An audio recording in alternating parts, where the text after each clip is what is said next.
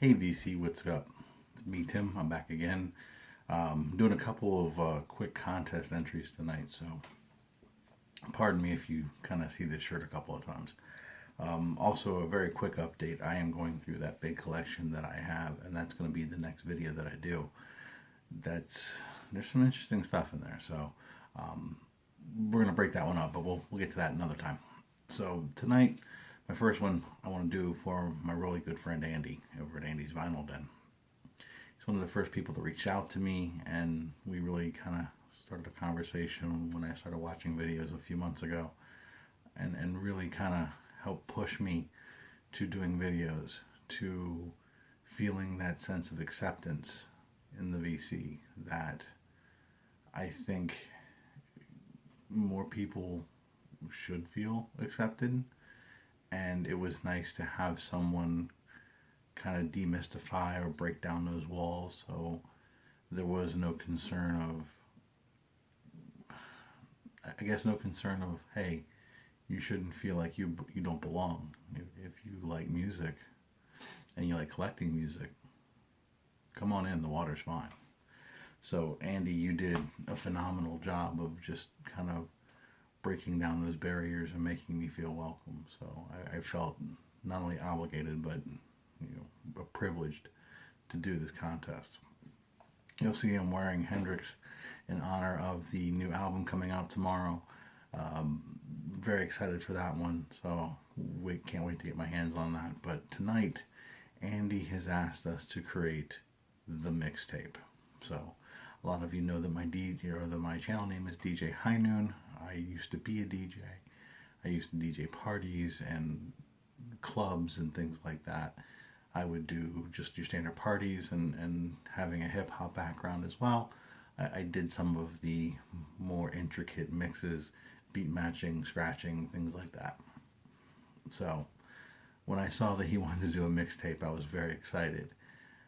But I didn't want to just do a mixtape. I didn't think that was easy enough for me. I thought back to a period of my life where I really made a lot of mixtapes for a lot of different situations. And one that stuck out with me that I wanted to try to remember and get those songs from, or at least some of the songs from, was hanging out with my friends in the late 80s and early 90s. And, Friday night hanging out, just being rebels, not really sure what we were going to do when we started the evening, but the windows were rolled down, we were driving really fast and terrorizing the neighborhood, cranking some music, and the soundtrack of that period was 80s metal. And I know 80s metal is a very big umbrella, so that's why I challenged myself to remember back to these songs that I actually put on mixtapes. Now, I don't have a lot to show. In fact, I didn't pull the one that I own, because the other ones are grails. I got a couple of them on CD that are packed away, but I don't have any of them on vinyl anymore. And like I said before, I'm kind of rebuilding, so I thought it was an interesting way to kind of call out some of the things that I love that I need to replace. But these were all songs that were on this mixtape that I made. So it's 80s metal, and here we go. I always started this one off with, anytime I made a metal mixtape, especially if you're hanging out with your friends, you got to set the tone right. And in this particular case, I did Lord Tracy's Out with the Boys. When you're hanging out with your friends and you're just going to raise all kinds of hell, this song definitely kicks it off. So, blood's pumping, we're out with the boys, we're having some good times, and then right into that, you can't let off the gas. You really have to keep going. So for me, one that really hit me in 1989, and is probably in my top 20 albums of all time, was Badlands. J.K. Lee, the late Ray Gillen, Eric Singer on drums. I mean, it's just, how can you go wrong with this band? This band was destined to be a great, have greatness, and this album is fantastic front to back. So picking one was hard, but I had to choose High Wire. Again, Jake Healy's guitars are just searing on this. I don't think there's a misstep on the entire album, so you could have picked pretty much anything. But when you set the tone and you're going fast, you got to go with High Wire. High Wire is just a fantastic song. So from there, we kind of keep with the foot on the gas type of feeling. But with this one, I don't know. I don't think they ever got a really good crack at what they could have done or what they could have been. So for my third song is Dangerous Toys, Teasin' Pleasin'. I was a huge Dangerous Toys fan. I love that first couple of albums were just fantastic. And I know that they never kind of. I mean, they had a couple of hits off the first one, but they never really seemed to break through. But I always thought that they were just a good old fashioned breaking beer bottles bar band that, in my opinion, never got a good shake. So I was a huge fan of that first album. Played the hell out of it, and Teasin' Pleasin' was just one of those ones that screamed raising some hell. So after that, still keeping the foot on the gas and not letting up. And one of my favorite bands from the 80s was Dokken, so I had to get something on there. And there's lots of different ways you can go, but when I think of just Dokken being on top of their game, I mean, I could have gone with some of the early stuff that I love. Under Lock and Key was okay. Not saying it was a bad album, I just thought that they were better. But Back for the Attack, whoa, I mean, it just doesn't let up. And I had to go Kiss of Death. Kiss of Death is just, ugh. I mean, George Lynch's guitars on that alone. I mean, just the guitar track. You could just play that and it's going to melt your face. Don Dokken's vocals were on point on that song, and it just grabs you and doesn't let go. So, again, I felt it fit the mood of the tape that I had made, and that's why I included it. And I have to include it here. So it's just fantastic. After that, got to go with one of the big guns. You know, when you talk metal, this is one of those bands that come into play. If you don't talk about them, then you're really not talking about metal, and that's Iron Maiden. A big hit for us was Wasted Years. You could have picked anything. I mean, any song that they did in the 80s would just probably kick your ass. But Wasted Years just fit with the tone. It was popular at the time. I mean, it was talking 89, so the album was a couple years old. It was still doing well. It was still getting a lot of airplay. And Wasted Years was just a fantastic track. Get your blood pumping, get you soaring, you know, it just doesn't let up. So, and that's kind of where we're at with this tape. So it's fast. I mean, there's a lot of upbeat songs, and when you're doing 130 and a 50, you kind of want it. So this next one, we took a step back, slowed it down a little bit, but it was one of those ones that, you know, you could play the air drums, you could play the air guitar, you could belt out your tunes, you could belch out your vocals, you could feel like it's your singing song. You know, everyone can participate in this one, and that's Blue Murder's Valley of the Kings. That opening drum, just, again, I knew they were short-lived, but it was a great album. It was a fantastic album. Really enjoyed it. I wish I had it back. I had it on cassette, and I think I probably played it until it broke, and have just never gone back to pick it up. And now that I'm back in full swing collecting hardcore again, it's definitely on my radar because it's just a great album. I mean, there's so many great songs on that one. It just doesn't disappoint. Another favorite of mine is Jelly Roll, but for this tape I went with Valley of the Kings. So we're getting close to the end of the tape. We got a couple songs left, and you want to get the blood pumping again because, like I said, this is the tape that you're gonna be just raising a lot of hell to.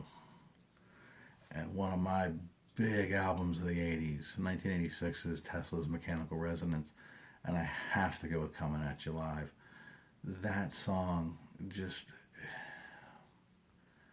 when I first heard Tesla, I didn't think that they were going to do any wrong. That first album is a masterpiece, in my opinion. They came out of nowhere. It didn't let up. It kept giving you music. It was fantastic. And I remember my friends played it. I played it. I played it around my mom. And, you know, I'm not saying because it was just as friendly, but, you know, she was a little bit more open-minded to some things, and she wasn't listening to some of the stuff. But, I mean, that one just appealed to so many. Very talented, just a great album front to back, and Coming At You Live is just, that one grabs you by the cojones and doesn't let go. So now we're really cooking. I mean, the guitars on Coming At You Live are searing, really fast paced, and you can't let up. And when I think of fast paced in the 80s, I think thrash. And one of the best to ever do it, one of the best, in my opinion, one of the best thrash albums out there was Peace Sells, But Who's Buying by Megadeth. And I've got to go with that title track. That pounding bass line, Dave Mustaine's searing guitar, his vocals cutting through, and just giving you that soundtrack that you were going to break some shit. It was just going to happen. It's a fantastic album. Had it on tape, played it to death, had it on CD. I don't think I have it anymore because, like I said, my CDs are packed away right now. Well, like a lot of them, good to more than half of mine are packed away. So, fantastic album, and that song just was the soundtrack of metal in the 80s. So now we're in thrash, and I'll be damned if I'm leaving it now without playing probably one of the best thrash bands of all time, and that's Anthrax. From the moment I heard Anthrax, I fell in love. I couldn't get enough of them, and the one that stands out for me in this one was just because you could scream it, it had attitude, it didn't let you go. You know, it was something for everybody, even for those who didn't listen to thrash as much. And that's I Am the Law. I mean, here they are, they're making a song about an obscure, when I say obscure, I mean, you're talking about Marvel and DC, and Judge Dredd wasn't that. So, non-mainstream comic character. And we were all familiar with Judge Dredd because it was violent, and you know, it's the 80s and we're teenagers and we want to see shit blow up, and we want to see some badassery, and I Am the Law was that. But it gave you a sense of anger and power and can channel it. So now we're 9 songs in. It's late. You've been partying all night. You've been having a great time. How do you end a mixtape like this? Well, chances are it's late and it's probably after midnight. But Iron Maiden's done. We've played them, so I can't do that one. But you got to get the masters on it. Judas Priest, Living After Midnight, because that's what we did. We were living way after midnight, 1, 2, 3 in the morning. We were just partying it up, having a great time.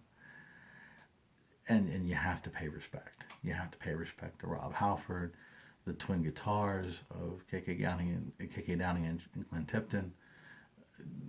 Literally the soundtrack for my life, for, you know, it was the moment I heard them, fell in love, and I have to pay homage to them. So there's my 10.